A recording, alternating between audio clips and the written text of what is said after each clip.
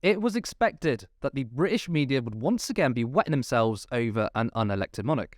But guess what? Most people don't care about the coronation. Polling shows this. YouGov found that nearly 2/3 of people are not interested in the ceremony on May the 6th, with 35% saying they do not care very much and 29% saying they do not care at all.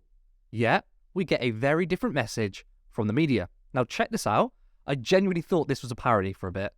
Here's a clip from Talk TV that encapsulates the gamma behaviour in the media. You disgust me. You absolutely disgust me. And if you buy The Guardian, you won't be watching this.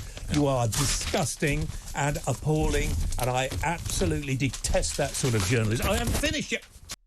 How embarrassing. Two grown men frothing at the mouth over a newspaper, and The Guardian and its faux liberal politics, because it's not left-wing, it's not even liberal, had an image of Charles on the front cover with an egg on his face. It couldn't be less offensive. Couldn't be less offensive if they tried. But that's apparently disgusting according to the weirdos at Talk TV. Now I can share stuff which is actually disgusting. Examples of racism, transphobia, Islamophobia in the media. But that's all fair game. Going after working class individuals or communities who hold no political power, that's absolutely fine. Yet a rich, privileged man with a photoshopped egg on his face, oh, well, that's just too far. Now, when it comes to the royals, our media behaves no differently than North Korea. This is the BBC sharing pro-royal propaganda. The BBC Radio Merseyside Twitter account showed a clip of children chanting, "He's our king." Now, if that doesn't worry you already, seeing kids being indoctrinated with monarchist propaganda, then you should. But here's the tweet that went with it. Protesters chanting, "Not my king," are drowned out by children chanting, "He's our king." Well, Republic, an anti-monarchist organisation, the clue is in the name, said this: "Our protesters were not chanting at this point. We will be asking BBC Merseyside for an explanation. It is also questionable to suggest that children are of a strong view one way or another on an issue like this when they've been bussed in for a bit of fun." And that is my thoughts exactly. But how sad is that? The BBC manufactured a story to make it look like more people care about the king than they really do. And it's not just people, it's children in this video. There's also this, 145 stories about the coronation on the BBC News' website, but not a single headline about opposition to it. Now, I thought the BBC was supposed to be fair and balanced.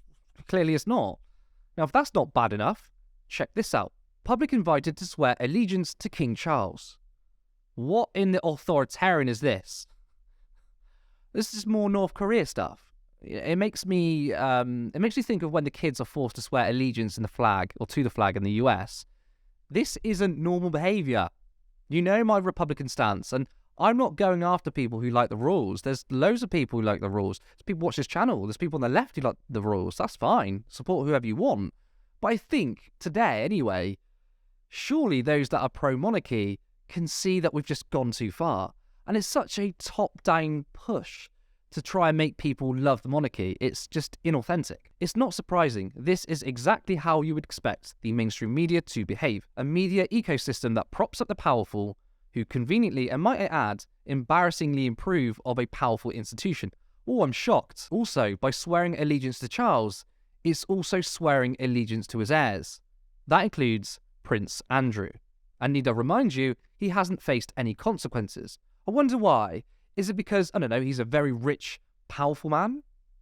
We are such an immature country. We have a terrible media ecosystem that can't properly debate ideas. And I'm talking about all political ideas in general. And when it comes to the monarchy, well, the media class behave like spoilt little brats. It's time we as a country grew up and abolished the monarchy.